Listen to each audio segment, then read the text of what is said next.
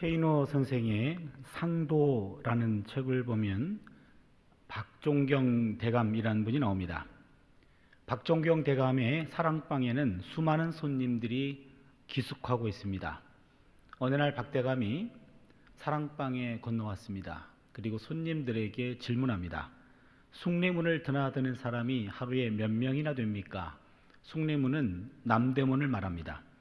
숭례문을 보초 서고 있었던 사람도 하루에 5,000명에서 7,000명 정도 드나들기 때문에 누구도 정답을 말하지를 못했습니다.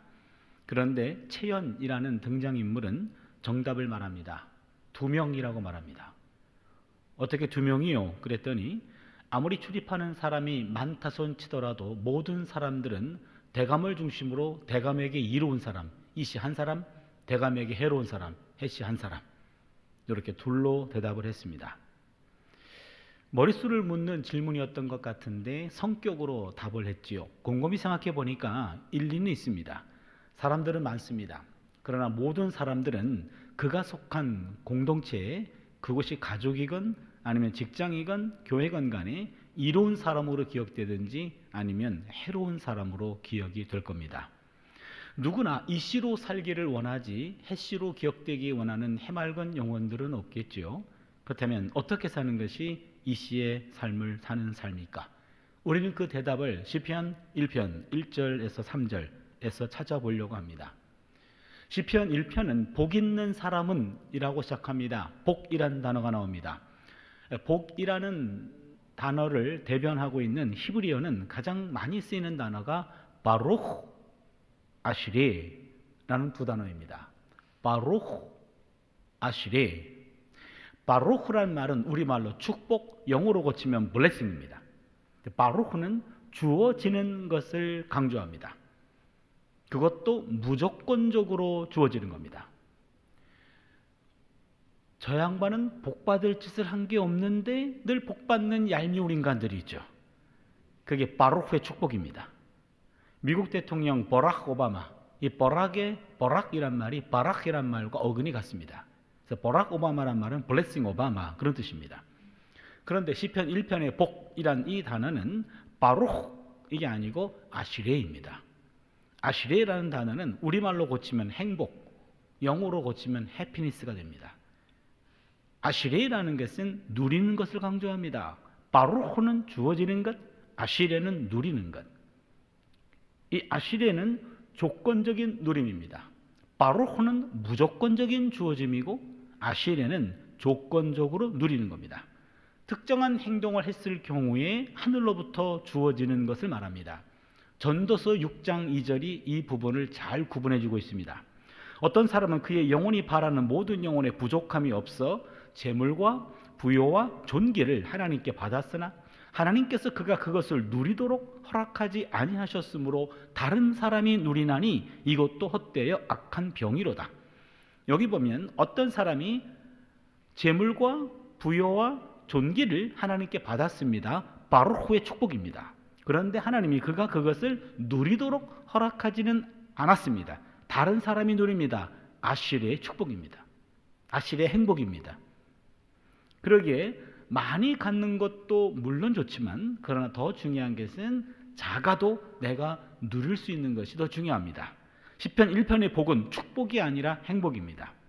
이 행복은 무조건적으로 주어지는 것이 아니라 조건적으로 누리는 겁니다. 오늘 본문은 행복한 사람이 되려면 어떤 삶을 살아야 하는가, 그 점을 알아주고 있습니다. 첫째로 행복한 사람은 악을 멀리하는 삶을 삽니다. 복 있는 사람은 악인들의 꾀를 따르지 아니하며 죄인들의 길에 서지 아니하며 오만한 자들의 자리에 앉지 아니하고 라고 말합니다. 어찌 보면 똑같은 말들이 반복되는 것 같습니다. 그러나 동사를 한번 주목해 주세요. 따르다, follow, 서다, stand, 그리고 앉다, sit down.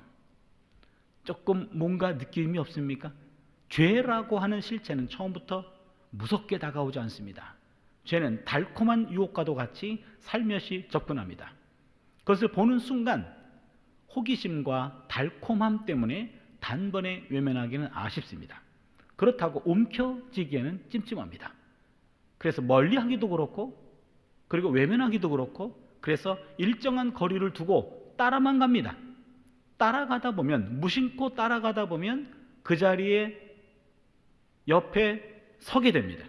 옆에 서는 것을 깨닫는 순간 이왕 베린 몸 앉아버립니다.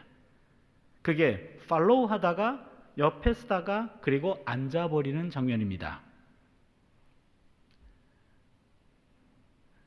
내게 경험된 그것이 하나님이 보시기에 기쁘지 않을 것 같다 보다 엄격한 기준을 그때 들이대야 됩니다. 그렇다면 넌 팔로우 해야 됩니다. 그 순간에 나를 믿지 않는 것이 나를 지키는 겁니다. 난 절대로 안 넘어갈게요. 그 사람 분명히 넘어갑니다. 그러게 하나님이 보시기에 기뻐하지 않을 것 같아요. 죄를 넘어서서 하나님이 보시기에 기뻐하지 않을 것 같다. 그럴 때 보는 단계에서 넌 팔로우 해야 됩니다. 한 번이라도 눈이 가면 어느덧 몸이 가고, 몸이 가면 결국 마음도 가게 되어 있습니다. 행복한 사람은 하나님이 주신 것을 누리는 사람인데 그 사람은 악과 단절된 삶을 사는 사람입니다. 두 번째는 행복한 사람은 하나님의 말씀과 가까이 합니다. 악을 멀리하고 말씀과 가까이 합니다. 2절이지요. 오직 야훼의 율법을 즐거워하여 그의 율법을 주야로 묵상하는도다. 행복한 사람은 하나님의 말씀을 즐거운 마음으로 대합니다. 시편 119편 103절입니다. 주의 말씀의 맛이 어찌 내게 그리 단지요 내 입에 꿀보다 더 다니이다. 하나님 말씀이 달게 느껴진다면 건강한 상태입니다. 우리 몸에 이상이 오면 병원에 갑니다. 그러면 의사 선생님이 청진기를 가지고 여기저기 소리를 들어봅니다. 마찬가지로 내 몸이 건강 상태, 영적으로 건강한가 건강하지 아니한가는 성경을 펴서 보면 건강을 체크할 수 있습니다. 집사님 잠이 안 오십니까? 잠만 읽으면 직방이야요.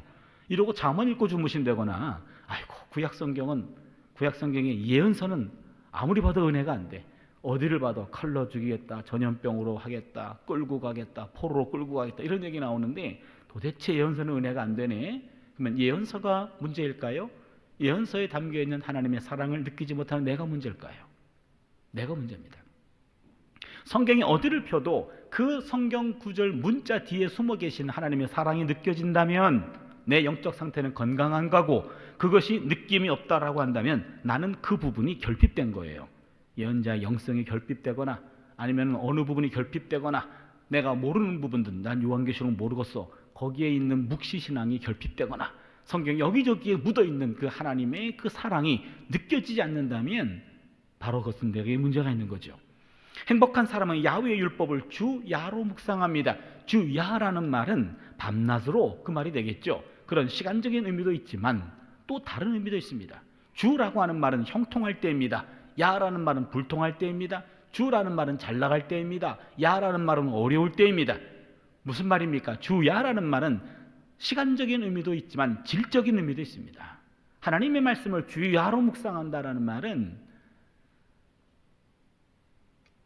하나님의 말씀을 내 환경에 따라서, 환경이 주어지면, 환경이 편안하면 펼쳐지고 환경이 어려우면 펼쳐지지 않는 책이 아니라 내 환경을 뛰어넘는 겁니다. 좋을 때나 나쁠 때나 잘 나갈 때나 어려울 때나 환경을 뛰어넘어서 하나님의 말씀이 상수가 되고 그 이외의 것들이 변수가 되는 겁니다.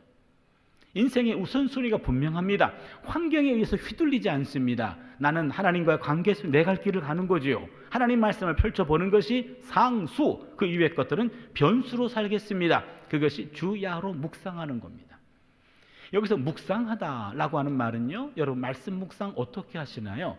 말씀 한 구절 펴고 깊이 읽다가 피곤하면 의식도 잃고, 그래서 피곤할 때 말씀 묵상하면 졸려 이렇게 얘기하죠. 그건 말씀 묵상을 잘못해서 그렇습니다. 이 묵상하다라는 하가라고 하는 말은, 이 말은 나지막한 목소리로 읊조리다는 뜻입니다. 소리내서 읽다, 계속해서 읽다, 연구하다, 공부하다입니다. 말씀 묵상은 눈으로만 보는 것이 아니라 소리내서 읽는 거예요. 나지막한 목소리로 읊조리다, 바로 이게 말씀 묵상입니다. 계속해서 읽다, 그렇기 때문에 연구하다라고 됩니다. 행복한 사람은 하나님의 말씀을, 하늘의 지혜를 담고 있는 하나님의 말씀을 늘 가까이 하며 소리내서 읽고 공부합니다. 랍비들은 기도보다 성경을 공부하는 것이 가장 높은 형태의 예배라고 말하곤 합니다. 기도할 때는 우리가 하나님께 말하지만 성경을 공부할 때는 하나님이 우리에게 말씀하신다는 거죠. 마틴 루터라는 종교개혁자가 있죠. 장성한 어른이고 박사고 교수인데 나는 성경을 읽을 때만큼은 또박또박 소리내서 읽는다 라고 말했습니다. 맞습니다. 말씀 묵상은 소리내서 읽는 겁니다. 여러분이 개인적으로 있을 때도요, 성경 말씀은 소리내서 읽어야 됩니다. 그래야 다중 독서가 됩니다. 우리 몸에 구멍이 9개가 있는 거 여러분 아십니까? 위에 7개가 있어요. 눈 2개, 귀 2개, 콧구멍 2개, 입 하나, 7개를 양의 문이라고 말하고 몸 아래에 있는 요도 항문, 이것을 음의 문이라고 말합니다. 음의 문은 배출만 하는데 이 양의 문은요, 배출과 동시에 외부의 것들이 들어오는 문이에요. 그러기에 눈으로만 읽으면은요, 독서할 때 눈만 열립니다. 그러나 입으로 읽으면 눈이 열리고 입이 열리고 귀가 듣게 돼요. 그리고 말씀의 그런 진동이, 파동이 코로 들어가는 것 같아요. 여기까지는 미확인입니다. 코로 어떻게 들어가는지 아직도 연구사항이에요. 눈은 보니까, 귀는 들으니까, 입은 말하니까. 그런데 이 콧구멍은 도대체 말씀을 어떻게 받아들이는지 제가 생각하기에 말씀의 파동이 코를 통해 들어가지 않겠나라는 그런 기대를 갖고는 있습니다. 아무튼 성경은 눈으로만 읽어서는 안 됩니다. 입으로 읽어야 돼요. 귀로 들어야 돼요. 말씀의 파동이 내 몸 안에 들어오는 겁니다. 이런 사람은 악과는 단절, 말씀과 가까이 하는 것이 습관이 된 사람들은, 이런 사람들은 결국에 3절에 시냇가에 심겨진 나무가 됩니다. 3절을 보시면 그는 시냇가에 심은 나무가 철을 따라 열매를 맺으며 그 잎사귀가 마르지 아니함 같으니 그가 하는 모든 일이 다 형통하리로다. 구약성경에서 나무는 의인을 상징합니다. 시편 92편 12절 13절을 보시면 의인은 종려나무같이 번성하며 레바논의 백향목같이 성장하리로다. 이는 야훼의 집에 심겼으며 우리 하나님의 뜰 안에서 번성하리로다. 의인은 종려나무 같다, 레바논의 백향목 같다. 이런 식으로 성경에서 의인을 표현할 때 나무 이미지를 사용합니다. 시냇가에 심은 나무라 그랬죠. 여기 시냇가라고 하는 단어도 독특한 단어입니다. 시냇가는 우기에는 물이 넘치다가도 건기가 되면 바닥을 드러내는 자연천이 아닙니다. 와디라고 얘기합니다. 팔레스타인 이스라엘 지형은요, 여름에는 한 5, 6개월 정도는 비 한 방울도 내리지 않습니다. 겨울이 우기입니다. 우기 때는 시내가 형성되다가도 건기가 되면 말라붙어 버리는 것이 와디라고 말하고 그걸 자연천이라고 말합니다. 오늘 시편 1편의 3절에 나오는 시냇가라는 말은 자연천이 아닙니다. 이것은요, 광개수로가 연결되어 있어서 1년 내내 물이 흐르는 그런 시내입니다. 그러게 시냇가에 심은 나무 할 때 시냇가는 자연천, 계절에 따라 물이 있고 없고가 아니라 1년 내내 물이 메마르지 않는 곳으로 심어집니다. 결국 악을 멀리하고 하나님 말씀을 가까이 하는 사람은 물이 메마르지 않는 시냇가에 심은 나무가 됩니다. 여기서 심은이라고 하는 단어도 중요합니다. 분사인데 정확히 번역하면 심겨진입니다. 수동태입니다. 어떤 의미가 있나요? 여러분, 이 나무는 내가 어디 물이 많을고 하며 걸어다니며 뿌리를 내리는 것이 아니라 누군가에 의해서 옮겨 심겨진이란 말입니다. 구약성경도 그렇고 신약성경도 그렇고 심겨진이라는 수동태 표현들이 가끔 나옵니다. 이거를 divine passive라고 그래요. 신적 수동태. 무슨 말입니까? 내가 한 것이 아니라 그렇게 됐다는 거예요. 그러면 누가 했나? 하나님이 하신 것을 표현할 때 그렇게 되었습니다 라고 표현하는 것, 신적 수동태입니다. 그리고 시냇가에 심겨진 나무가 됩니다. 하나님이 한 의인을 그가 서 있는 그 자리로 옮겨 심어준 겁니다. 인생은 내 마음대로 사라지지 않습니다. 신비의 힘에 의해서 이끌리는 것 같습니다. 따라서 인생은 깨닫고 보면 능동태가 아니라 수동태임을 조금 인생을 생각하면 깨우치게 됩니다. 잠언 16장 9절을 보시면 사람이 마음으로 자기의 길을 계획할지라도 그의 걸음을 인도하시는 이는 야훼 신이라 그랬습니다. 여러분, 인생을 살아오신 분들은 조금 동의하실 겁니다. 인생은 내 계획대로 되지 않고요, 하나님이 인도하시는 대로 되는구나 라는 것을 우리는 나이가 좀 들면 깨닫게 됩니다. 악과 단절된 삶을 살고 하나님의 말씀을 가까이 하고 노력 공부하는 사람은 나무라는 의인이 됩니다. 이 나무에는 4가지 특징이 있습니다. 오늘 말씀 제목이 나무의 영성입니다. 오늘 여기에서 우리가 함께 나눠야 될 메시지가 있는 거죠. 첫 번째입니다. 나무는 침묵합니다. 나무는 자신에게 욕을 해도 침묵하고 삿대질해도 침묵하고 침을 뱉어도 심지어 가지를 꺾고 짓밟아도 끝까지 침묵합니다. 주변의 무익한 처사나 소리에 전혀 반응하지 않습니다. 억울한 소리에도 일체 반응하지 않습니다. 나무는 우리가 알 수 없는 무엇인가 귀를 기울이며 철저히 침묵하는 것 같습니다. 우리는 때로 거짓말도 하고 때로는 실언도 합니다. 그러기에 야고보서 3장 2절을 보시면 우리가 다 실수가 많으니 만일 말에 실수가 없는 자라면 곧 온전한 사람이라 이렇게 표현되어 있습니다. 말에 실수가 없는 사람 세상에 없습니다. 또한 거짓말도 간혹 하곤 합니다. 그렇다면 실수와 실언과 거짓말을 줄이는 가장 쉬운 방법은 침묵입니다. 때로 억울한 일을 당해도 침묵으로 대응할 수 있어야 됩니다. 창세기에 요셉이란 사람이 나옵니다. 형들에게 노예로 팔렸죠. 이집트의 경호대장 보디발의 집에 가정 총무로 살았습니다. 보디발의 아내가 어느 날 그를 계획적으로 유혹했습니다. 보디발의 아내의 유혹을 집요한 유혹을 뿌리쳤습니다. 그리고는 요셉은 내가 어찌 큰 악을 행하여 하나님께 죄를 지으리까 하면서 그 유혹의 현장을 하나님을 의식하며 벗어났습니다. 보디발의 아내는 수모로 여겼습니다. 그래서 보디발의 아내는 남편에게 이 종이 나를 희롱하였나이다 라고 거짓말합니다. 그때 보디발은 그 얘기를 듣고 요셉을 감옥에 가둡니다. 이게 성경의 내용인데 여러분, 성경의 내용은 겉으로만 봐서는 본래 의도를 놓치기 쉽습니다. 그 당시 이집트 문화를 보면은요, 같은 이집트인 동급 이집트인들끼리 남의 아내를 유혹하거나 희롱하다가 발각이 되면 그 자리에서 쳐 죽일 수 있습니다. 그렇다면 보디발의 아내는 감히 네가 나를 거절했어? 넌 죽었어 라고 하고 남편에게 이 종이 나를 희롱하였나이다 라고 말했습니다. 정상적인 부부라면 그 자리에서 요셉은 처형감입니다. 그러나 요셉을 죽이지 않았고요, 감옥에 가두는 선에서 마무리됐습니다. 이건 뭘 얘기합니까? 누가 봐도 보디발은 아내보다도 요셉을 신임한 거예요. 요셉의 아내에게 수모를 안긴 겁니다. 그렇다면 제가 요셉이라면 보디발을 은밀히 찾아가서 주인님, 사모님의 음탕한 말 안 해도 아시죠? 난 너무 억울합니다 라고 말할 것 같아요. 그러나 요셉은 침묵합니다. 요 대목입니다. 요셉은 보디발에게 무고함을 심정적으로 인정받았지만 그는 억울함을 호소하지 않고 따지지 않고 수용합니다. 침묵합니다. 이런 태도는 겁쟁이 태도가 아닙니다. 비겁한 처사도 아닙니다. 그렇다고 잘못을 시인한 것도 아닙니다. 요셉은 그 유혹의 현장에 하나님이 계셨음을 그는 봤단 말이에요.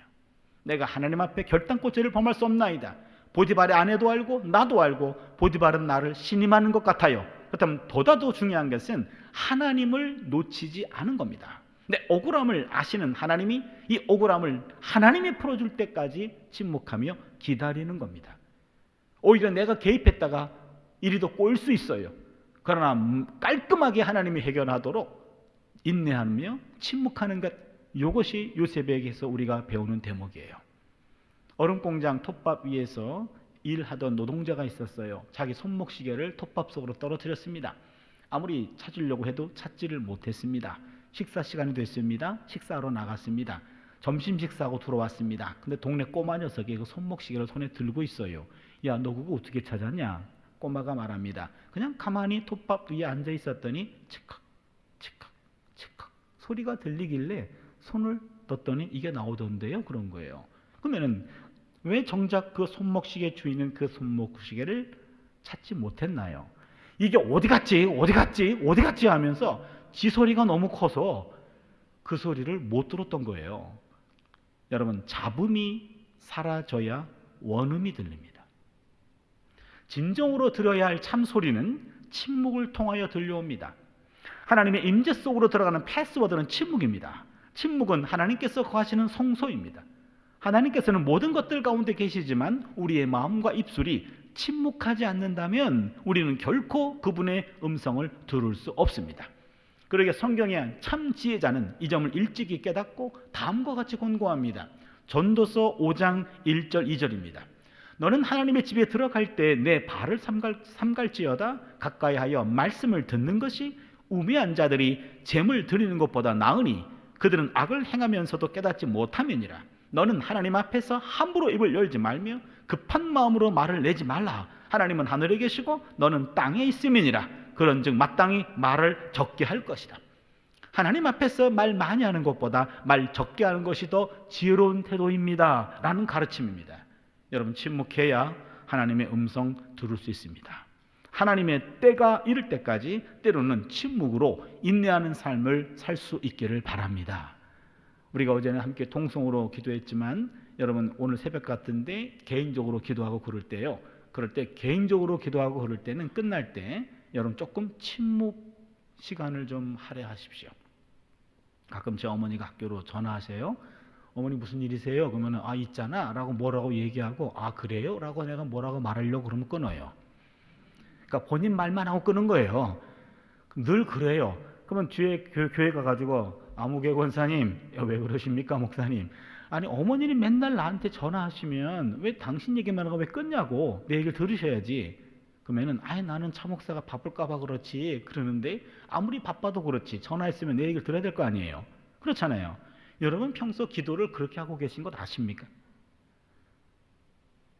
전화를 걸어요 하나님께. 내 얘기를 마구 해요.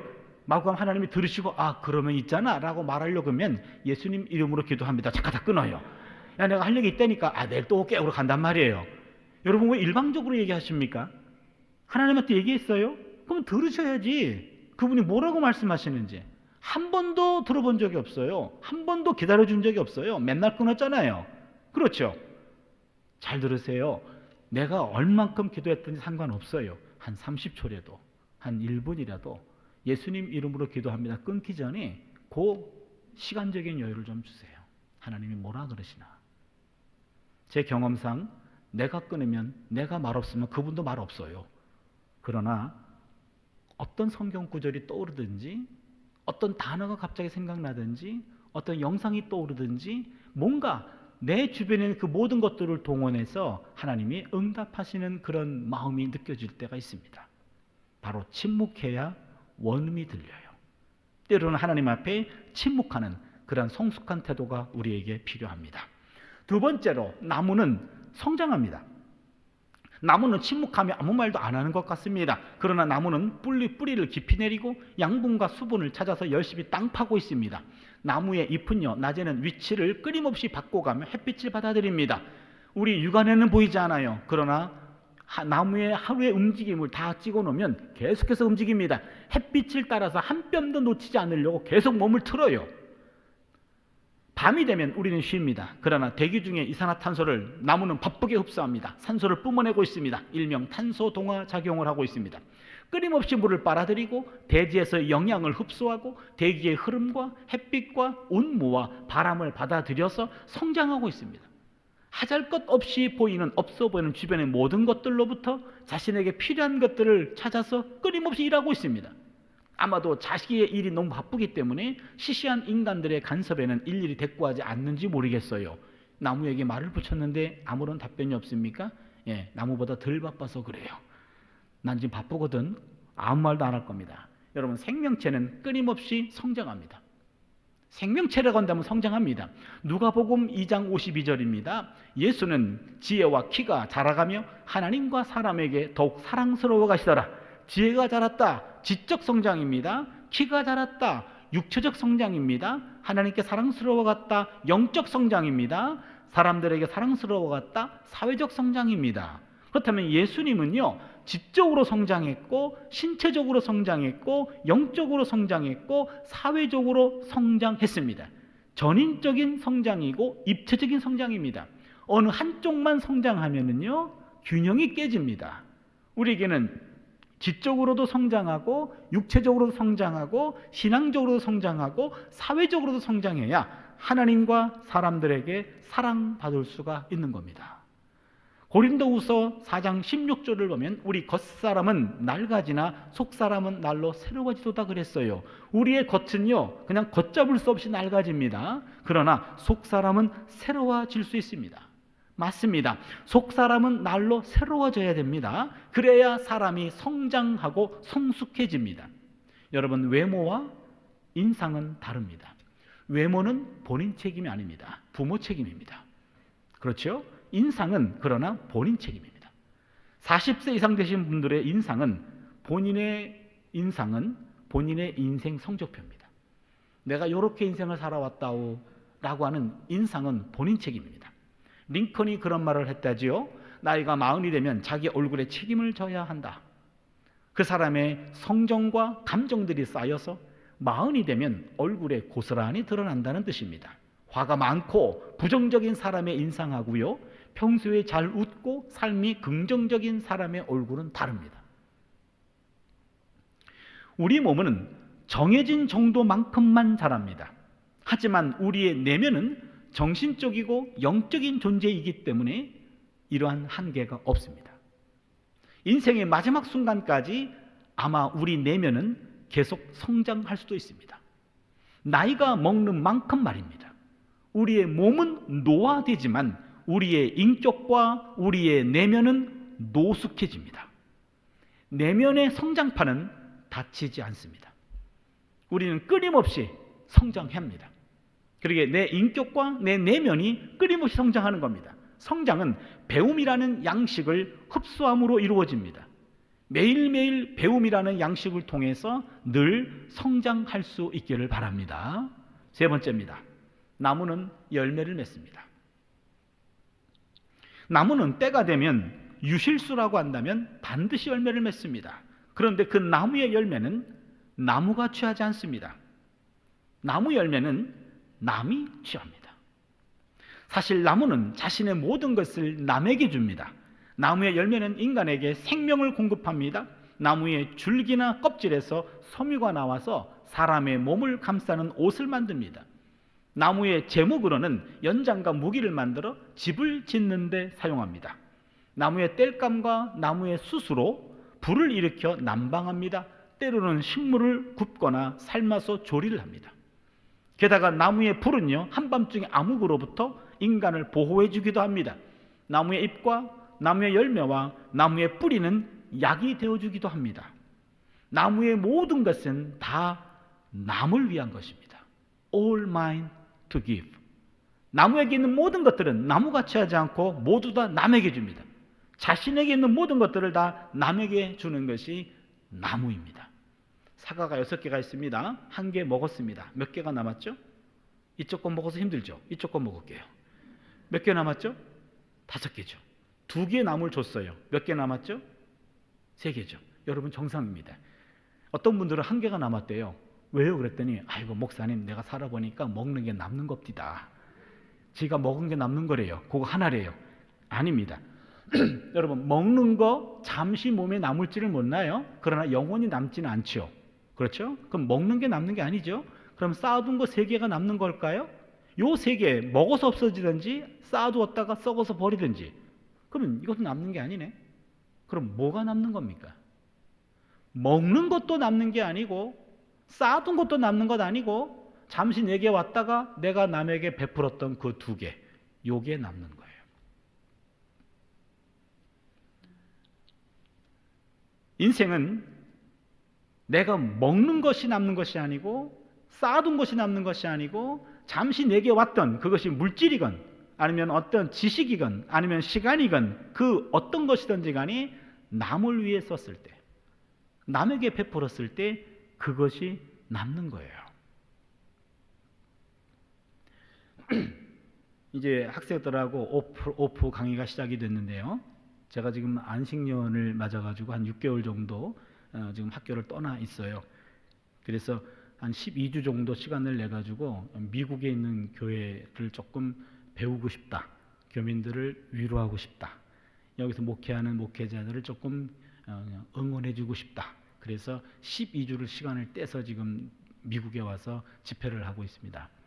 4주는 뉴욕, 뉴저지에 있고 2주는 워싱턴에 있고 2주는 시애틀에 가고 2주는 LA에 가서 12주를 15교회 집회를 하고 있거든요. 지금은 제가 아주 제 인생의 29년째 한세대학교에 있는데 처음으로 안식년 맞아가지고 이렇게 보내고 있는데 일정이 좀 빡센 모양이에요. 남들이 다 뭐라 그래요? 그게 안식년이냐? 안쉴년이지. 그래서 제가 안식년 처음이라 잘 몰랐습니다. 그랬습니다.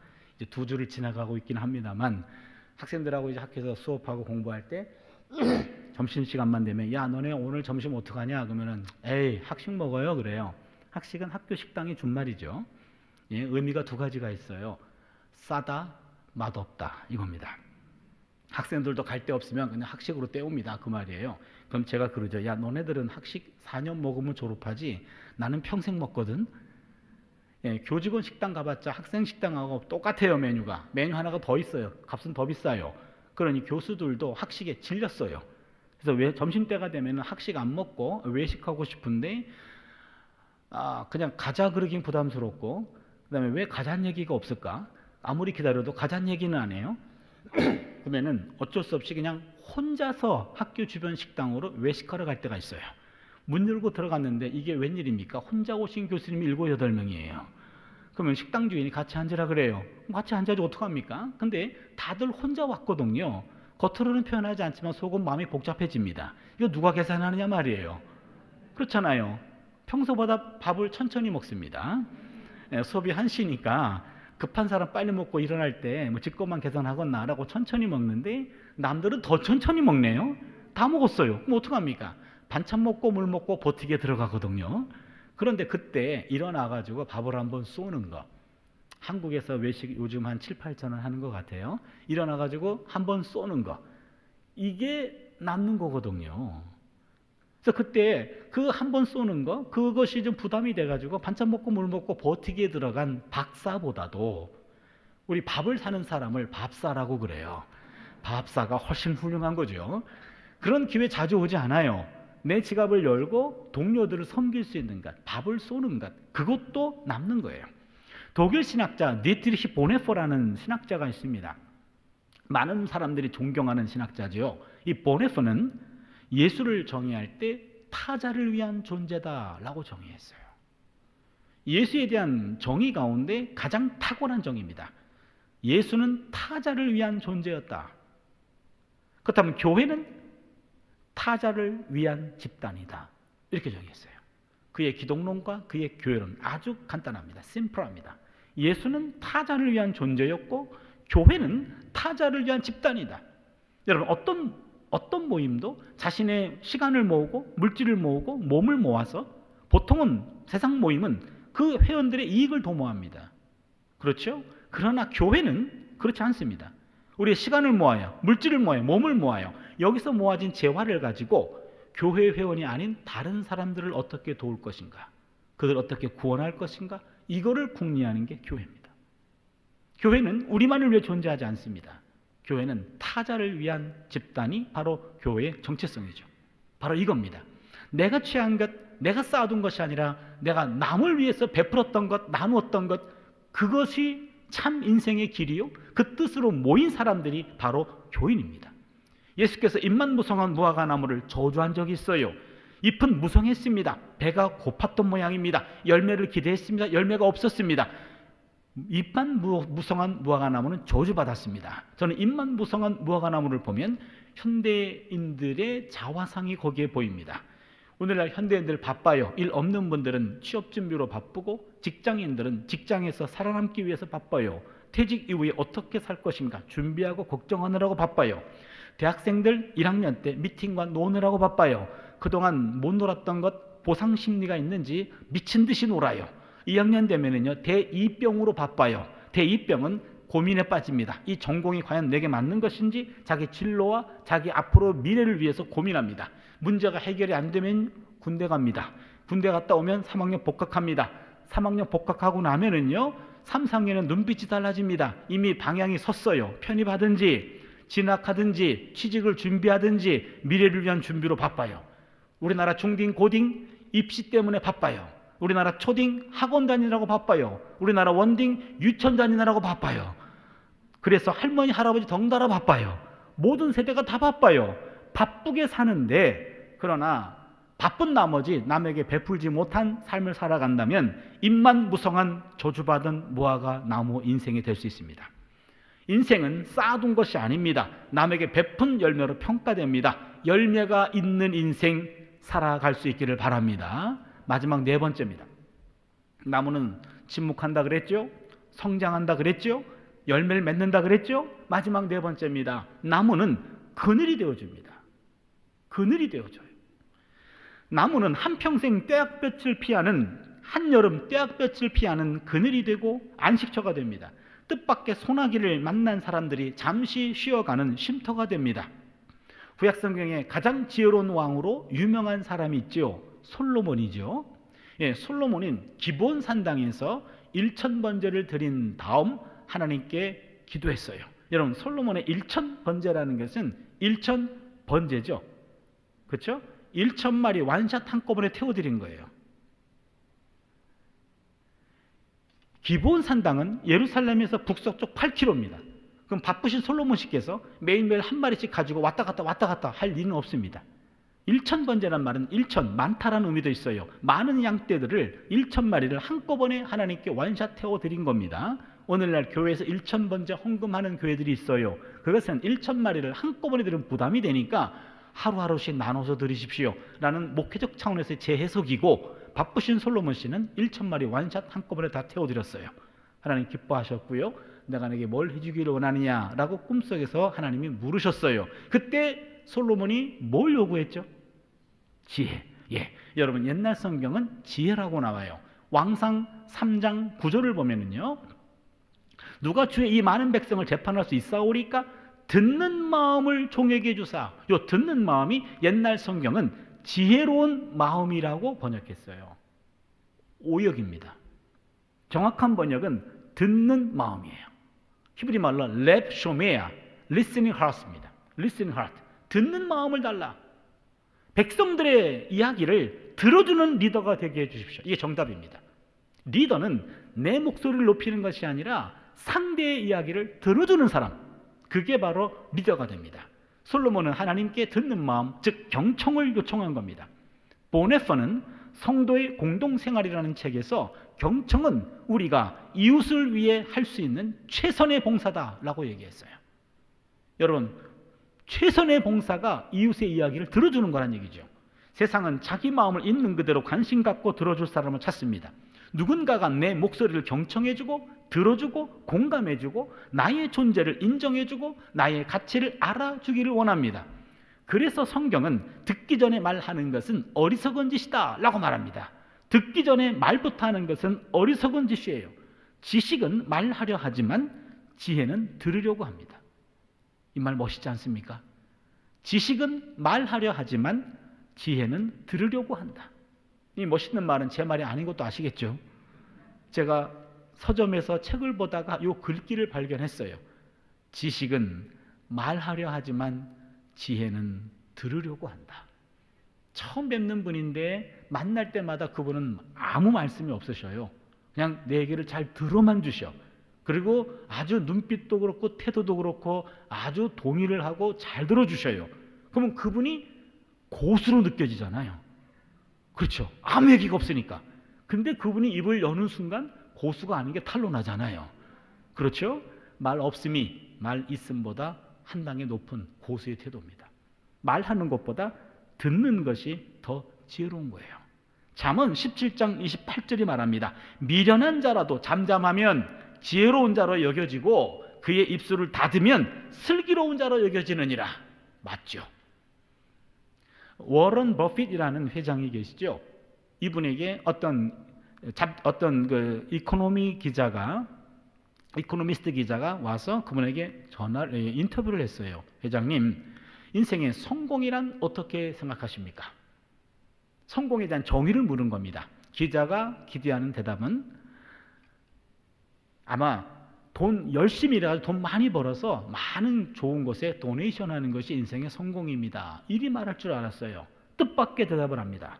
인생의 성공이란 나이가 들면 들수록 내 주변에 젊은이들이 많아지는 겁니다. 이렇게 얘기했어요. 인생의 성공이란 나이가 들면 들수록 내 주변에 젊은 사람들이 많이 오는 것, 그것이 인생의 성공입니다. 저는 공감이 됐어요. 무슨 말입니까? 젊은이들의 이야기를 잘 들어줄 사람으로 간주되는 것이 성공입니다. 이 말이에요. 나이가 들면 젊은 사람에게 자신의 경험을 나누고 싶어 합니다. 그렇기 때문에 그 유명한 라떼를 쏘는 거예요. 라떼는 말이야 이러잖아요. 그렇죠? 그래서 젊은 사람만 보면 말이 많아져요. 그러나 말이 많은 사람에게는 사람이 붙지 않아요. 그래서 나이가 들면 입은 잠그고 지갑은 열라는 말이 있어요. 그런데 나이 드신 분들은요, 지갑은 집에 두고 나와요. 입만 가지고 나와요. 그러니 뭔가 대접을 받으니까 밥값 해야 된다고 말이 더 많아져요. 그러면 그 젊은이는 다시는 그 어른, 그 사람 찾아가지 않습니다. 젊은 사람들에게 그들의 이야기를 들어줄 수 있는 어른이 되라는 얘기예요. 사람에 대한 호칭은 나이에 따라 달라집니다. 영아, 유아, 청소년, 청년, 장년, 여기까지는 다른 용어가 없습니다. 무슨 어떤 대학을 가든 어떤 직장을 갔든 그냥 청년이에요. 그냥 장년이에요. 다른 용어가 없습니다. 그런데 마지막에 호칭이 갈립니다. 마지막에는 노인 아니면 어른이 됩니다. 결국에 인생은 여기서 판가름 납니다. 마지막에 노인으로 불리든지 아니면 어른으로 불리든지 거기서 갈려요. 어떤 차이가 있습니까? 노인은 그저 늙은 사람이에요. 어른은 존경받는 사람이에요. 노인은 자기 고집을 피워요. 어른은 상대를 이해하려고 노력해요. 노인은 상대를 지배하려고 합니다. 당신 몇 살이야?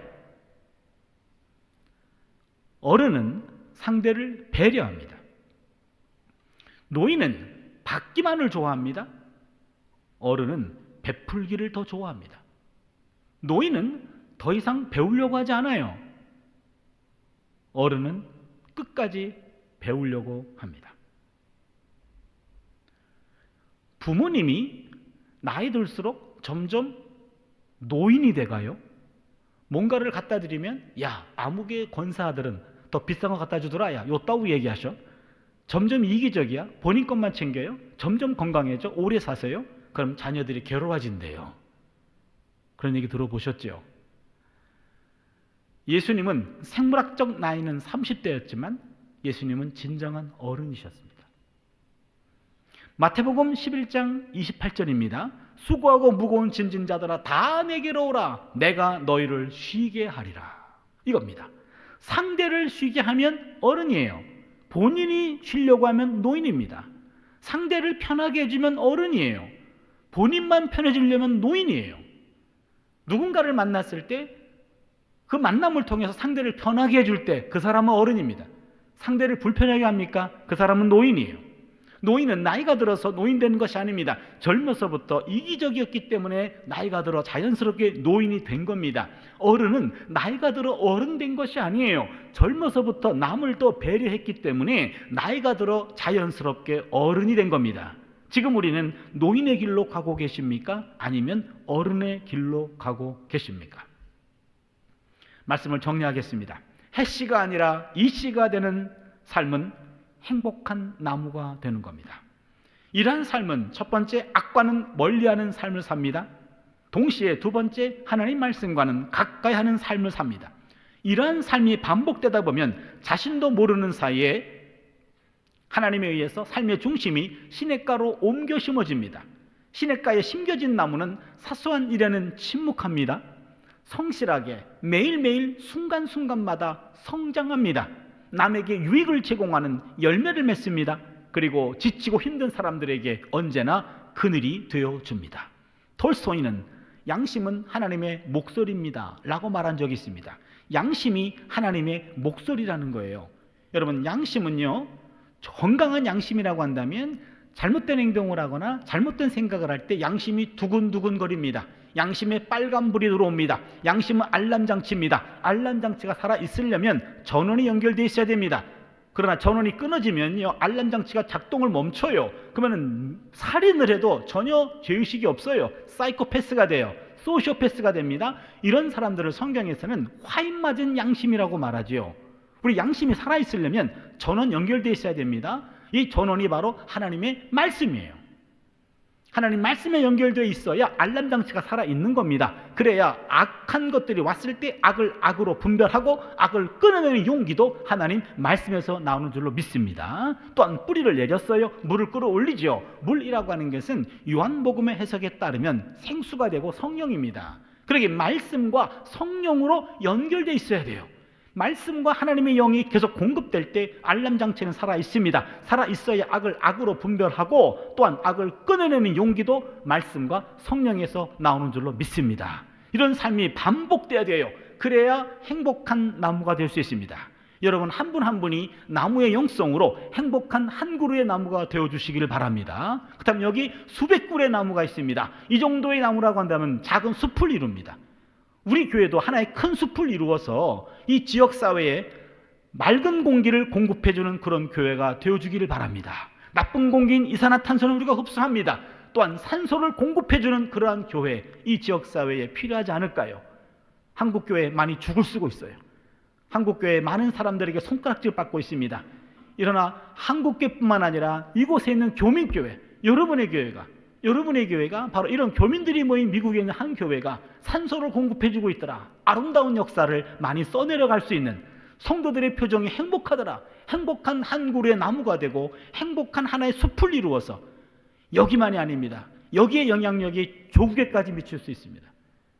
여러분의 한 분 한 분의 그런 교회를 통한 하나님 나라 운동에 행복한 한 그루의 나무가 되어 주십시오. 나무의 영성으로 새로워져 주십시오. 나무 앞에서 부끄럽지 않는 그러한 삶을 살아나가는 우리 모두가 될 수 있기를 주님의 이름으로 축원합니다. 기도합니다. 하나님, 행복한 나무가 되기를 원합니다. 악을 악으로 분별하고 하나님 말씀을 늘 기쁨으로 대하는 삶이 우리의 일상이 되게 하여 주시옵소서. 하나님 말씀이 상수가 되고 그 이외의 것들이 변수가 되는 삶의 원칙들이 우리 삶 속에서 지켜지게 하여 주셔서 나도 모른 사이 삶의 중심이 시냇가에 심겨진 한 그루의 나무 되게 하여 주시옵소서. 행복한 나무 되게 하여 주셔서 침묵하고 성장하고 열매를 맺고 그늘이 되어주는 복된 인생 살아나가는 우리 한 사람 한 사람 되게 하여 주시옵소서.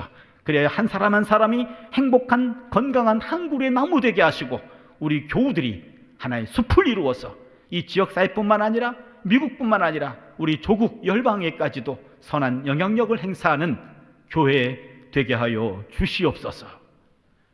예바레크카 아도나이 베이시 베레카, 주께서 그대에게 복을 주시고 지키시기를 원하며 야에르 아도나이 파나이브 엘레이카 비훈네카, 주께서 그의 얼굴을 그대에게 비추사 은혜 베푸시기를 원하며 이사 아도나이 파나이브 엘레이카 베야셈 레카 샬롬, 주께서 그의 얼굴을 그대에게 향하여 드사 그대에게 평강 주시기를 원하노라.